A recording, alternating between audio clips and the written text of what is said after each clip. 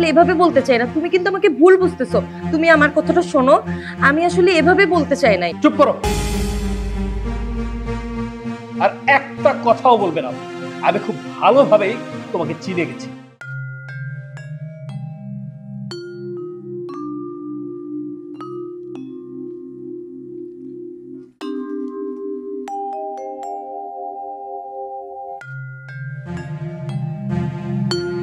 বুঝলাম না, রাজর ওই প্রতিমন্ত্রী মারে কেন নিয়ে আসলো সাথে?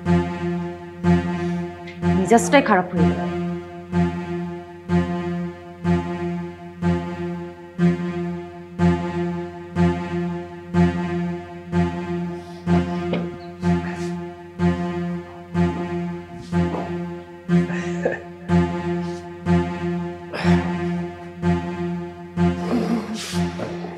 আন্টি ভালো আছেন? আপনার শরীর ভালো? আগে অর্ডারটা দিতে না? Hmm hmm, sure. Excuse me waiter, excuse me. Yes sir, আপনারা কি অর্ডার করতে চাচ্ছেন? Thai soup. হুম, আচ্ছা, আমাদেরকে 3টা Thai soup with wonton and 3টা কোল্ড ড্রিঙ্কস। হ্যাঁ, ঠিক আছে স্যার। ওকে। আর কিছু লাগবে স্যার? না, ইটস ওকে।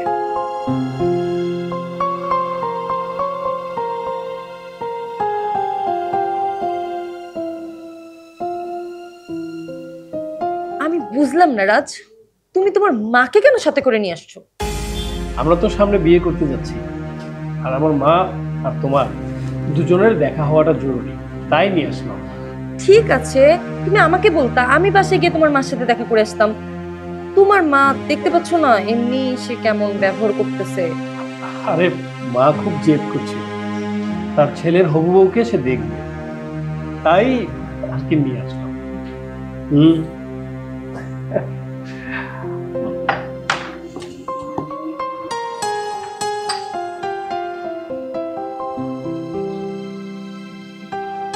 কিছু লাগলে আমাকে বলবেন। হ্যাঁ, শিওর। হ্যাঁ, নাও।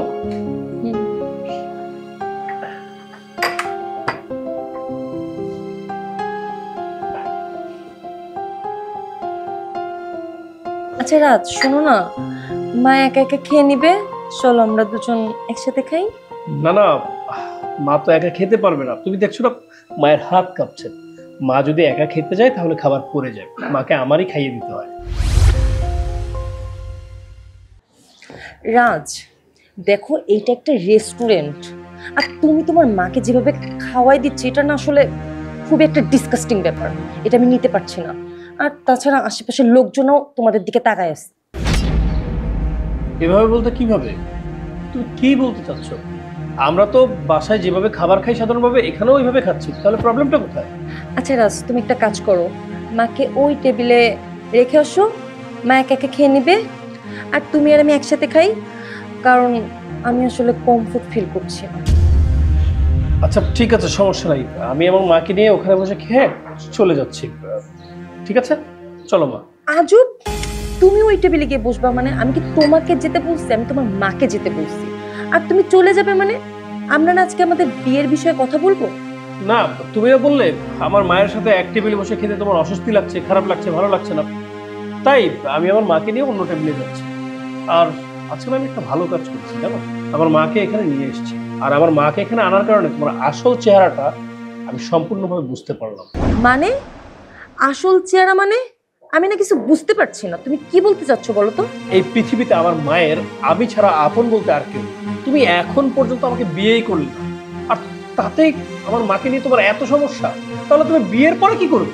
আরে আমি তো ভেবেছিলাম যে যে আমি বিয়ের পর আমার স্ত্রী এবং আমি মিলে আমার মায়ের সেবা যত্ন করব, অথচ বিধির কি বিধান, তোমাকে বিয়ে করার আগেই আমি বুঝতে পেরে গেছি যে আমার অবর্তমানে তুমি কখনোই আমার মাকে সেবা যত্ন করবে না, ভালোবাসবে না, বরঞ্চ তুমি আমার মাকে অত্যাচারও করতে পারো। আর এমন একজন মানুষকে আমি কখনোই বিয়ে করতে পারি না। আমি বুঝে গেছি তুমি আমার জন্য সঠিক পার্সন না, তুমি আমার জন্য সঠিক মানুষ না।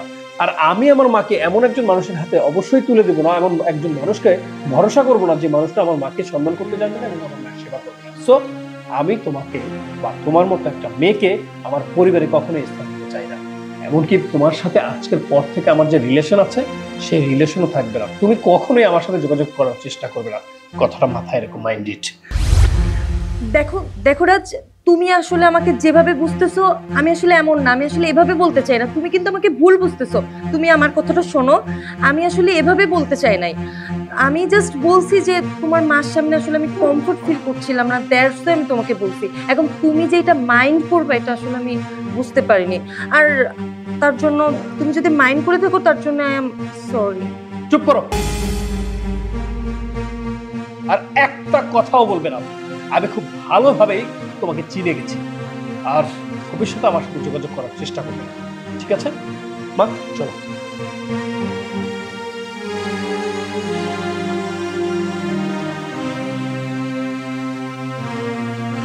আসো আস্তে।